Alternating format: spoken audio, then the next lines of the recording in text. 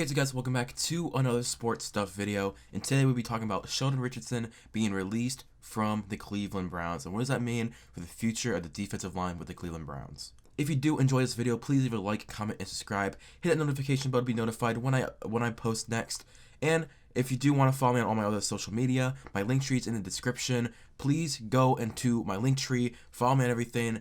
I recently had affiliate on Twitch. I've been streaming every single night. Please go use your Twitch Prime sub on me. If you have Amazon Prime, you have not subbed to anyone on Twitch yet, please use it on me to financially support me in my endeavors. Also, me and all my friends that stream and do YouTube all have one Discord now for all of our communities to engage with each other, engage with us just off camera, so we can play games with each other, have fun, and just, have a good community all around. So if you're cool with that, that Discord link is also in my link tree. It just released today. If you guys do want to go and follow and just be a part of my community outside of videos and streaming, that's where you can find me. So let's get into the video. Sheldon Richardson was just released by the Cleveland Browns. He was a starting D tackle for the last 36 games. That is both regular seasons and the 2 playoff games. He was active, never missed a game. Was almost every single snap on the defensive line, and he was very productive and a very good leader for that locker room that needed it on the defense. Now, many Browns fans are wondering, why did we release Sheldon Richardson? There was no reason to release him in general. We were not cap strapped. We weren't needing a lot, $12 million in cap anyway. There's no one in free agency anymore that is worth $12 million. Even Sheldon Richardson was even worth $12 million. So what I think happened is that the Cleveland Browns are thinking for the future. Baker Mayfield, Denzel Ward, Nick Chubb. Those 3 contracts will be coming either this offseason or next offseason. The 2018 draft class is officially eligible to sign extensions. Colton Miller was actually the first member of the 2018 draft class. About a couple weeks ago, with the Raiders, he signed a 3 or 4 year deal. The very first person in the 2018 draft class to sign an extension. So obviously they're eligible, but are they going to do it? I think with Nick Chubb, what they should do is sign him to a 3-year extension and put, make sure you hit that, you accept the 5th year contract and add 3 years onto it. So he's here for the next 5 years. Denzel, I think same thing, 3 or 4 year deal. But I think Baker's where the really big money is at. I think that's why they're trying to save $12 million in cap to hey, now we can either have cap rollover for next season or we can work on the extension this offseason and just get it done with. But I believe the Browns front office has already said that they're gonna wait a year. They're gonna accept the 5th year option and let him play out this season, because obviously Baker Mayfield, the last half of the regular season of 2020, he was a top 10 quarterback. The last half of the season, Baker Mayfield was a top 10 quarterback in the NFL. So what they want to do is play out an entire season, and if he can play like a top 10 quarterback the entire season, then he can get his big money extension. And because they cut Sheldon Richardson, they now have the money to do that. Now, that does not mean that I am happy with this move. I think they could have waited one more season to do it and still save $12 million next offseason. I think cutting him was a little too soon. I knew eventually he wasn't going to be on the team. He is 31, but he's a productive 31 still. He's not like a falling off the cliff yet. He's still a good, productive 31-year-old. So when I saw that Sheldon Richardson was released, I was like, what? Why? Yes, we signed Malik Jackson, and Malik Jackson is a Sheldon Richardson light. That's what he is. He does everything Sheldon Richardson does, but he's wider. And then when we signed Jadeveon Clowney, I'm like, oh my god, the 5-man lineup that we can do of Takk McKinley, Sheldon Richardson, Malik Jackson, Jay Clowney, and then Myles Garrett, in that exact order. Because Jadeveon Clowney, what he's really good at is an inside rush on the left shoulder of the left tackle. Jadeveon Clowney is one of the best interior rushers on the left shoulder of the left tackle. When he does that, he's his most productive. And Myles Garrett is the most productive when he's doing the right shoulder of the left tackle. So put those two next to each other, 80% of the snaps, that tackle is going to have to choose one of them, and those two are going to feast. So when Jadeveon Clowney was signed, I'm like, okay, awesome. We can now have a 4-3, 3-4, 5-man lineup. We can just do a whole bunch of different coverages on that defensive line, and that just opens up more flexibility and more versatility for this defensive line. And now they cut Sheldon Richardson, and I'm like, why? You didn't need the $12 million right now. We still had $10.5 million in cap space before we cut him. Signing draft picks usually is around $4 to $5 million. You'd still have $5 million in cap space after you sign all your draft picks. And yes, we have 9 draft picks. We're not gonna use all 9 picks though. We're either gonna be trading up or trading for people. So unless within the next 3 or 4 days we either trade for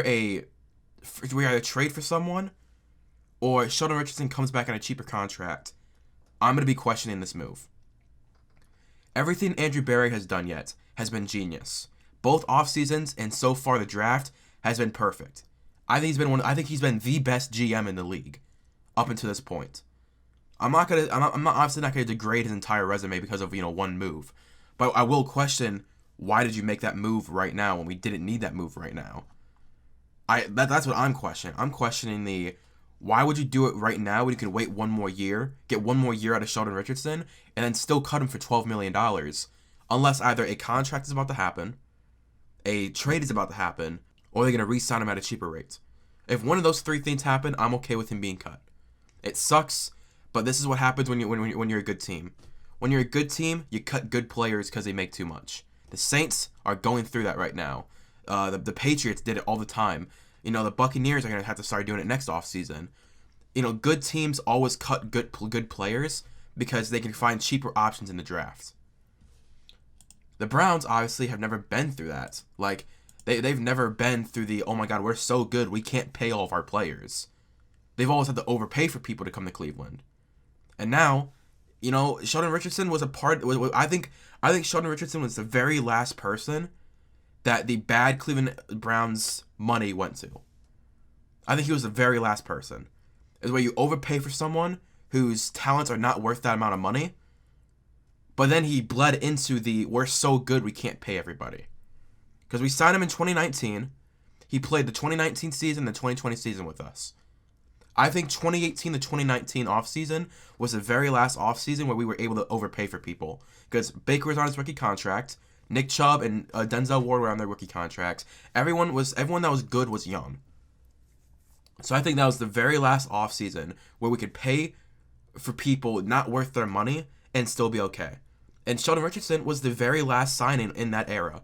So yes, it sucks. It sucks that our second best defensive lineman in the last 2 years just left. But I still think there's a chance that he can come back. I think they approached him when they signed Jadeveon Clowney. I think they approached him and said, hey, Sheldon, we love you, man. This town, this team, these fans love you. And you love the fans back. You love the city. You said it's starting to feel like home.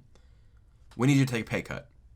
And Sheldon Richardson goes, no, I'm worth $12 million. I don't want to take a pay cut. Let me explore my options. And if my options are not as good as what you're trying to offer me, I'd love to come back. I think that's the conversation that happened with Andrew Berry and Sheldon Richardson. I don't think it was, Sheldon, you're so bad, we don't want you on our team. I think it was, Sheldon, we can't afford to pay you this amount of money with our future, all of our future assets about to make money this offseason or next offseason. We need the $12 million. Can you take a pay cut down this 5 or 6? And I think Sheldon Richardson was like, no, I'm worth $12 million in my mind. So I think what he's going to do is he's going to go all around the league, go on a quick tour, be like, okay, you're willing to pay me 4, you're willing to pay me 5, you're willing to pay me 6. I think the Browns are going to be like, hey, come back to the Browns where you're beloved by the city. You love the city. You love this team. You and Miles have a really good rapport. Just come back to the system you just played in for $6 million. And I think that's possible. I don't think they left on bad terms. I think they both left on, hey, you can go out and see what you're worth, but you're always welcome back for this price. Or maybe you're always welcome back, and we might even pay you an extra $1 million if another team is willing to offer you 6.5, or we're offering you 6. We'll offer you another $1 million. I still think there's a chance he comes back. I don't think it's a high chance, but I do think there's a chance. The fact that Sheldon Richardson has not been signed yet is kind of surprising to me, just because he's been productive the last 2 years. He's had a good amount of tackles, good pressure rate. I don't know. I'm interested to see what his market's gonna be. I have my notifications on for all the reporters, so when it says Sheldon Richardson is taking a visit somewhere, I'll update you guys on my Twitter. But again, hope you did enjoy. If you did enjoy this video, please leave a like, comment, and subscribe. Hit that notification bell to be notified when I post next. I'll probably be posting a Valheim video tonight.